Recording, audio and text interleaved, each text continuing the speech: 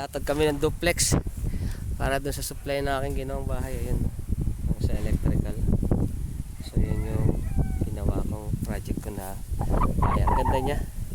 Kaya lang hanggang doon pa sa loob sa may entrada namin lalagay yung aming duplex. So ito yung aming duplex wire. So line to neutral yung aming linya dito. So hanggang doon pa sa aking service entrance. Ayan ang aking kasama, si Kuya Ben. Upload kita sa YouTube, gusto mo? Ayan si Kuya Ben. So susupply na namin yung aking ginawang electrical project dito sa Laguna, sa Pakil Laguna. So ayan yung bahay. So hanggang doon pa sa labas. So tabing palayan yung aking project na ginawa ng electrical. So ayun yung mga bundok. So ang ganda dito. Ayun yung highway, yung Laguna de Bay.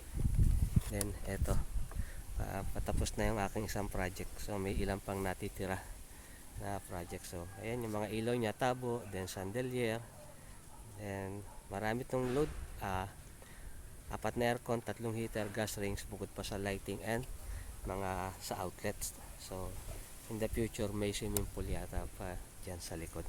So tuloy lang namin yung ginagawa ng paglalatag ng duplex, mga kalinya.